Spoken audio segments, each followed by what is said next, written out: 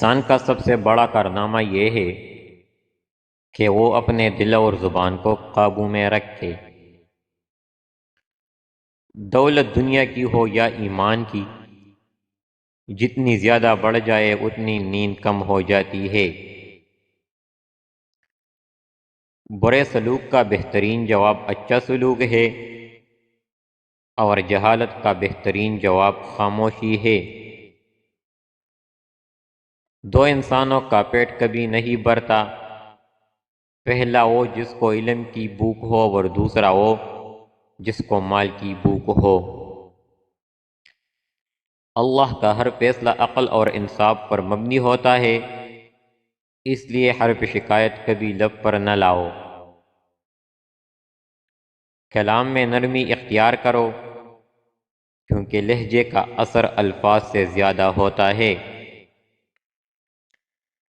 اگر تم اس قدر نماز پڑھو کہ تمہاری کمر ٹیڑھی ہو جائے، اور اس قدر روزے رکھو کہ تمہارا بدن بہت زیادہ دبلا ہو جائے، مگر ہرگز فائدہ نہ ہوگا جب تک حرام سے پرہیز نہ کرو گے۔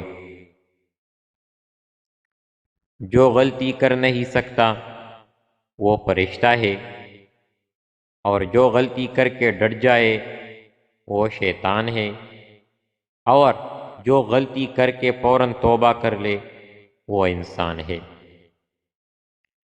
دنیا نصیب سے ملتی ہے اور آخرت محنت سے، لیکن لوگ محنت دنیا کے لیے کرتے ہیں اور آخرت کو نصیب پر چھوڑ دیتے ہیں۔ نفس وہ بھوکا کتا ہے جو انسان سے غلط کام کروانے کے لیے اس وقت تک بھونکتا رہتا ہے جب تک وہ غلط کام کروا نہ لے، اور جب انسان کوئی غلط کام کر لیتا ہے تو یہ کتا سو جاتا ہے، لیکن سونے سے پہلے انسان کے ضمیر کو جگایا جاتا ہے۔ اگر رزق عقل اور دانشوری سے ملتا تو جانور اور بے وقوف بھوکے مر جاتے۔ سخت کلامی سے ریشم جیسے نرم دل بھی سخت ہو جاتے ہیں۔ حرام چیزوں اور حرام کاموں سے ہمیشہ بچتے رہو، تمہاری دعائیں قبول ہونا شروع ہو جائے گی۔ کسی کے پہچان علم سے نہیں ہوتی بلکہ ادب سے ہوتی ہے، کیونکہ علم تو ابلیس کے پاس بھی تھا لیکن وہ ادب سے محروم تھا۔ ادب کا دروازہ اتنا چھوٹا اور تنگ ہوتا ہے کہ اس میں داخل ہونے سے پہلے سر کو جھکانا پڑتا ہے۔ ہر لکھنے والے نے فنا ہو جانا ہے، لیکن لکھی ہوئی چیز ہمیشہ باقی رہے گی۔ تو اپنے ہاتھ سے ایسی چیز لکھ جا جس کو قیامت کے دن تو دیکھ کر خوش ہو جائے۔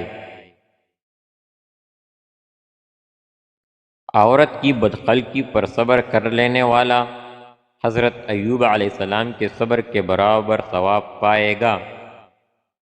انسان کی تمام پریشانیوں کی وجہ مقدر سے زیادہ چاہنا، وقت سے پہلے چاہنا اور قناعت پسندی کی کمی ہے۔ جو شخص وقت سے پہلے عزت و شرف طلب کرے گا زندگی بھر ذلیل رہے گا۔